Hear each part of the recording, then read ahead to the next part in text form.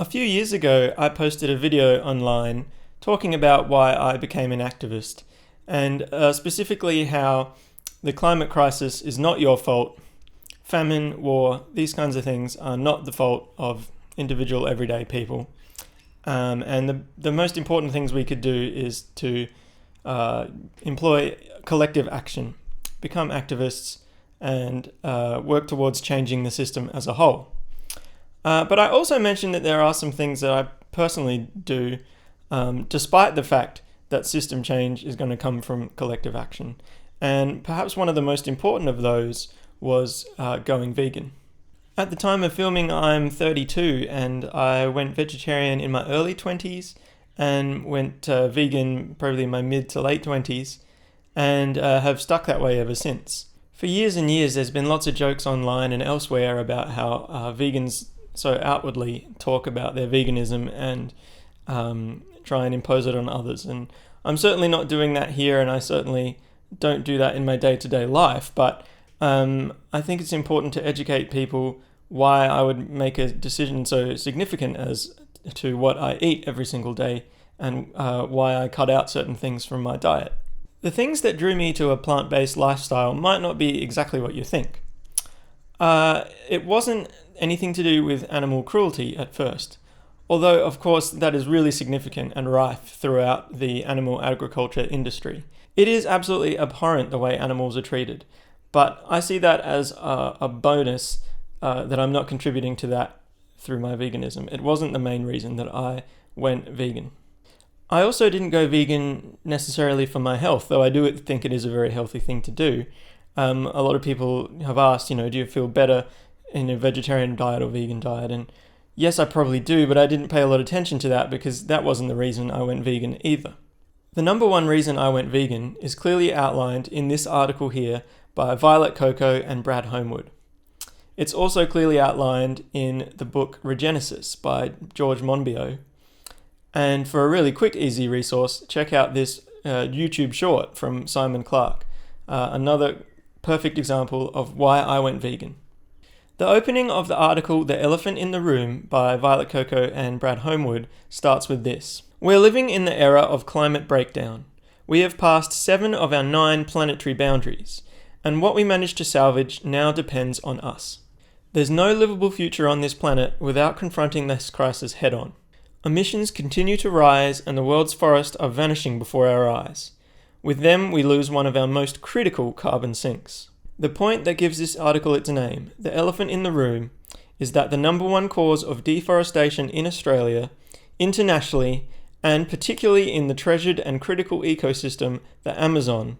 The elephant is one of the highest emitting sectors globally, yet it gets mentioned in 4% of media reporting on the climate crisis, despite playing such a disproportionately huge role. The elephant in the room is animal agriculture. As stated in the article, the global livestock sector is estimated to be responsible for between 12 and 19% of total human-caused greenhouse gas emissions, making it one of the world's highest emitting sectors. As you can clearly see here in this graph, 79% of deforestation in Australia is caused by livestock. 78% of farmland is currently used for animal agriculture. 78%. Yet it only produces 18% of the global calorie supply and only 37% of the global protein supply. Conversely, the other 22% of agricultural land produces 82% of the global calorie supply and 63% of the global protein supply with plants alone. So I highly recommend you check out this article and the other resources I mentioned. The main reason I went vegan is basically to help save the planet.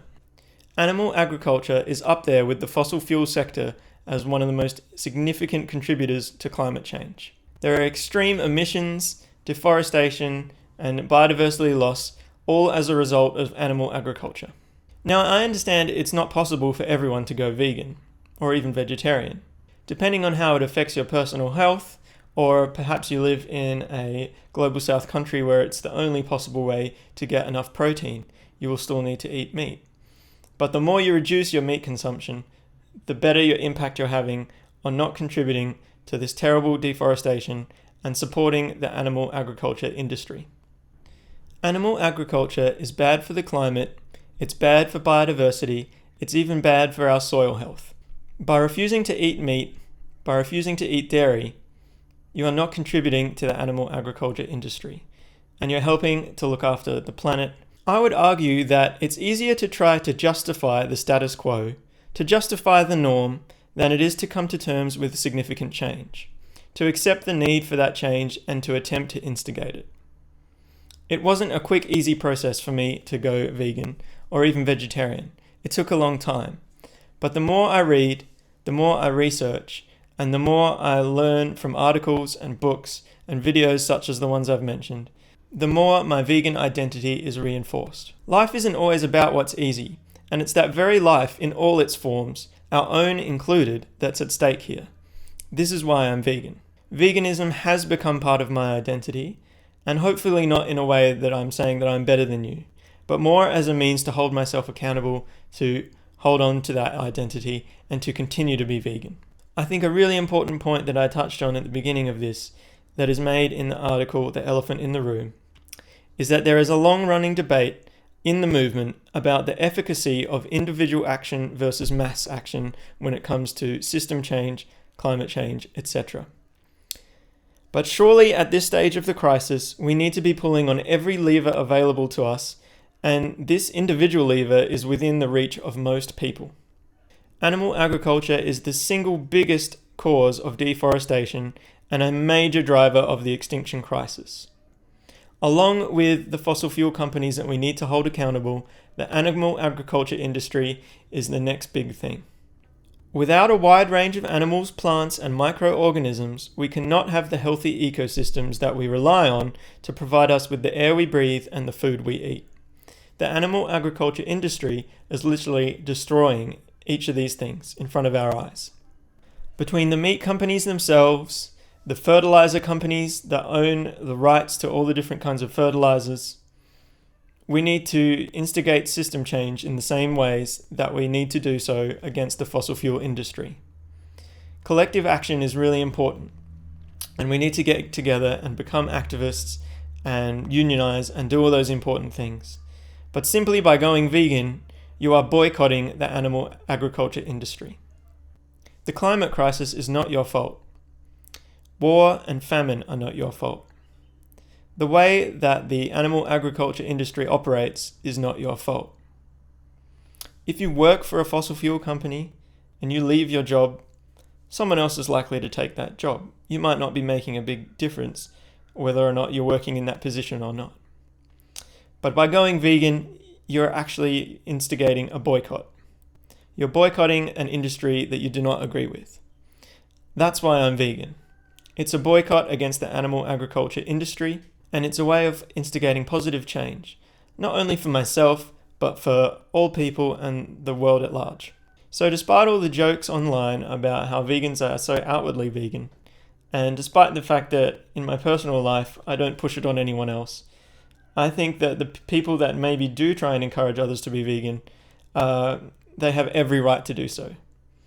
All the information that I've discussed here, everything that is talked about in each of the resources that I've mentioned, this is a really serious issue. Even if veganism is not for you, even if vegetarianism is not for you, maybe consider having a little less meat in your day-to-day life. Little steps from everyone will make a big difference. When you see the term plant-based, that is the same as vegan. The food that I eat is all plant-based. That's what makes me vegan. I generally feel pretty embarrassed about making these videos, and I've made a few more recently. I'm sort of establishing a YouTube channel where I just discuss some of the important ideas that come to mind. And like I said, I'm pretty kind of embarrassed about making them and sharing them, but I do believe in these ideas, and if they're of any interest to you, please feel free to like and subscribe and share with friends and family. That's what I'm making them for. Just to help educate people about the world at large and some of the decisions I've made in my life around activism and making a difference for the better. Thanks so much for watching and sharing. Catch you around.